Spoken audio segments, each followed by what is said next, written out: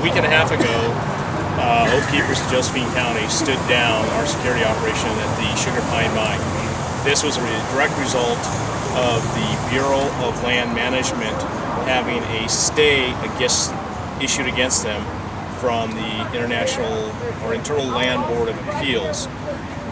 This stay prohibits the BLM from taking any action on the cease and desist order until a formal hearing is held on the appeal of the miners on the Sugar Pine Mine, specifically with their land use issue. With that, in the stand down, Oath Keepers is in the process of demobilizing everything from the mine. We are regrouping at the staging area, and we are moving our assets back to where they came from. So the course of the last 5.5 weeks, we have had numbers of people come out and tell us their BLM story.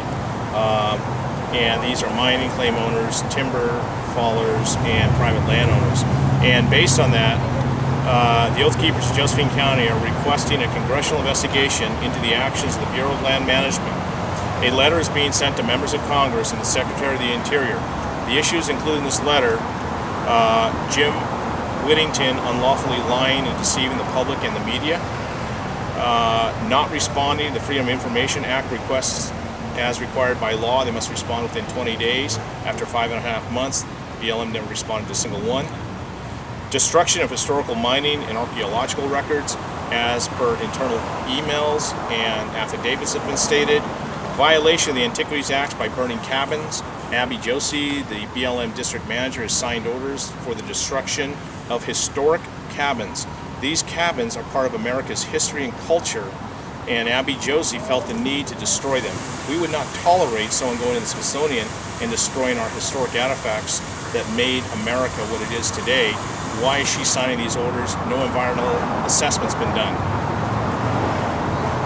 Officers macing animals, threatening citizens, brandishing weapons, and entering property without warrants.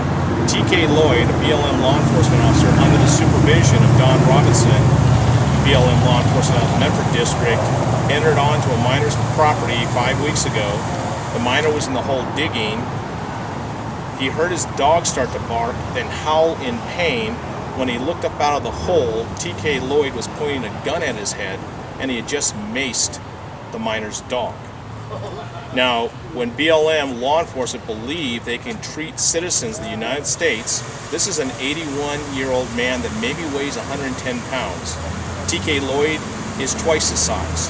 To walk in and point a gun at him is highly inappropriate and is unnecessary, unwarranted. That gentleman was never threatened. Destruction of public documents. Violation of Title 18, United States Code, Section 241, conspiracy against rights of citizens, and Title 42, United States Code, Section 1983, civil action for deprivation of rights.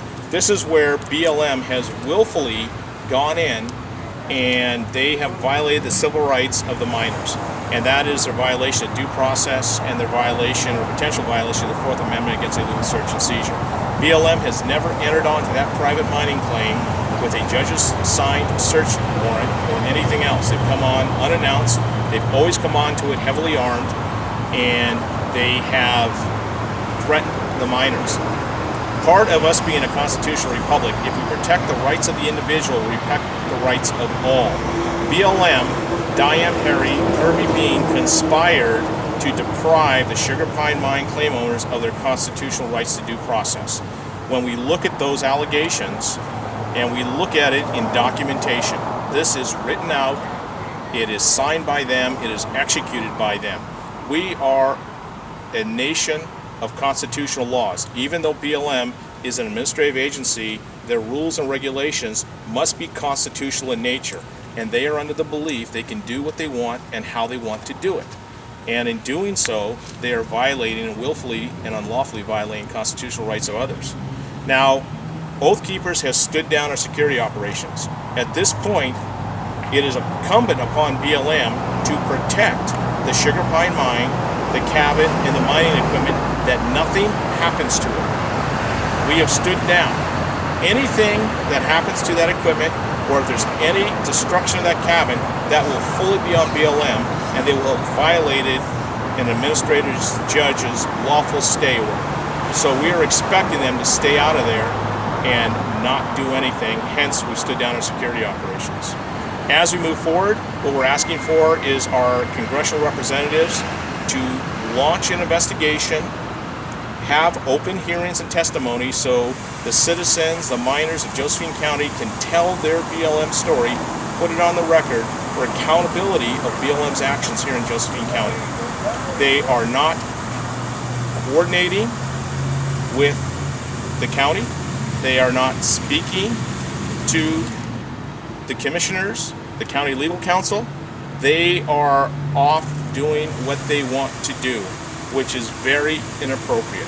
This is an agency that has to work with the values of Josephine County, and they're choosing not to do so. And this is where our federal representative, DeFazio, Senator Wyden, Merkley, Congressman Walden must hold a congressional inquiry and investigation and hold BLM accountable for what they're doing. Their law enforcement is out of control here. They are abusing citizens. They're going unmonitored, unsupervised, and they've been getting away with it for far too long. So, very, very serious accusations. Very serious. Substantiated accusations. We will not make those unless we have the documentation to support it, which we do. Okay, and are you guys able to produce that documentation? We will. You have my card, that'd be great. You already mentioned it a few times, but if somebody came out here today and they were inspired by this, because you guys, in a way, you've kind of gotten what you came here to do initially, the due process that's under the Constitution. We didn't come and get it, we got it. What we did is the Constitution says everybody has a right to due process. Our operation here was to put an out-of-control agency back in line and in bounds of the Constitution so these miners would get their due process. They have now been given a hearing. They still haven't been scheduled a date yet, but they were given a stay to allow them their due process. That was the objective all along, so we were successful in that. Okay. I think we covered a lot, guys. That's it? That might just about be it for me. Okay.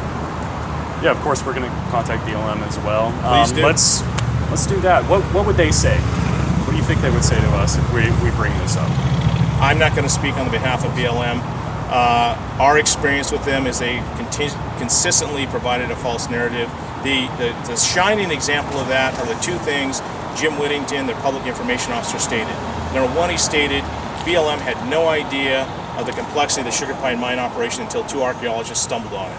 Yet they seem unable to explain every single year the Sugar Pine mine has filed an assessment with BLM. That is a lie. That's what a lie looks and sounds like. The other one is when he stated BLM has never burned a cabin.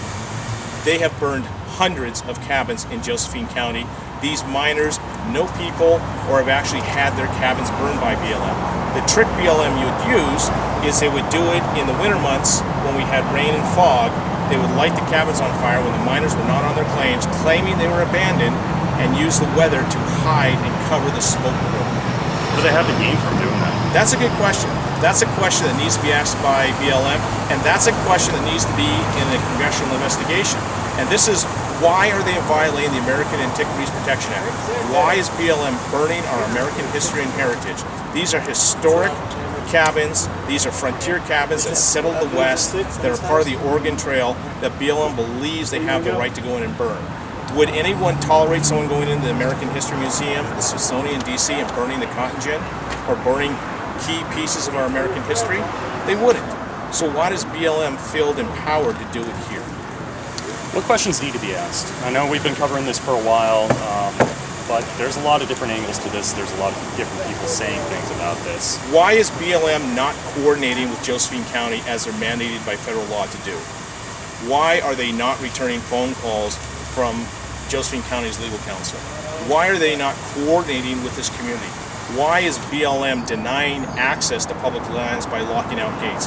Why is BLM running around, and why don't their employees understand the difference between the 1872 mining law and the 1955 Mineral Management Act? Why are their employees attempting to enforce regulation and not law?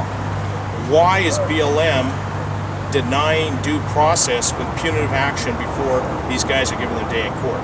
Why is the PIO providing a false narrative and lying to the public?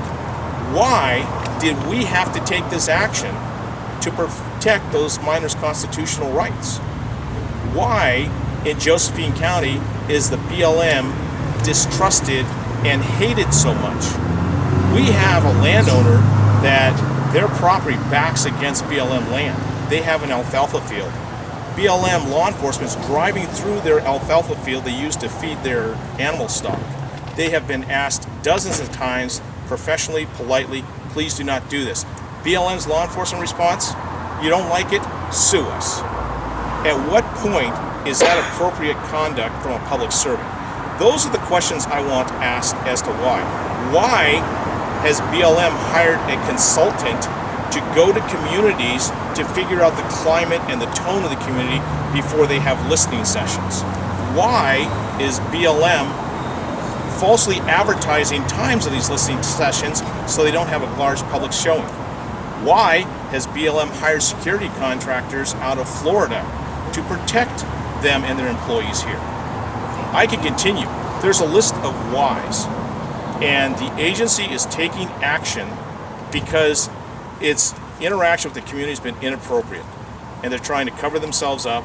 They're trying to scamper back in the shadows and hide, and they don't want the accountability. We are going to call them out personally, and it's the individuals personally, because when they conspire or they willfully violate constitutional rights, that makes that individual employee personally liable under the statutes I read earlier. And there will be accountability for those individuals. They'll get their day in court. Trust me on that. Destruction of documents. Yeah, destruction of documents. That's a good one. Why did BLM destroy documents? And a lot of these documents have to do with the history of the mining thing. Why did they destroy them? You know, we had people come across the nation concerned about the protection of individual constitutional rights. And that's something every American should be concerned with. These people would not do that unless there was solid evidence. And as we look at this, BLM is good at spinning it or trying to twist it, but they're unwilling to take accountability for their actions. And it's very inappropriate. They live and they work in this community. They must work with the values of this community.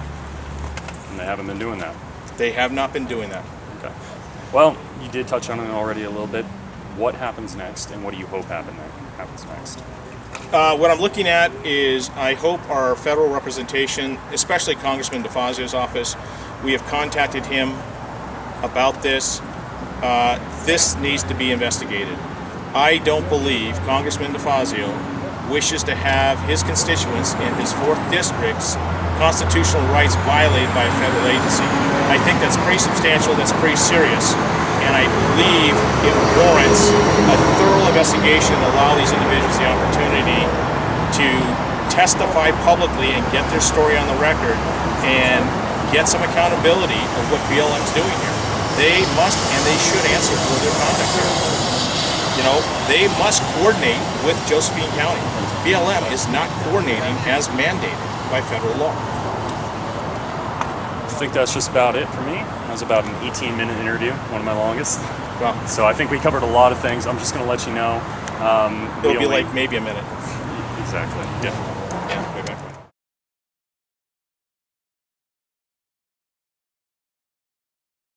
when. BLM has willfully gone in and they have violated the civil rights of the miners.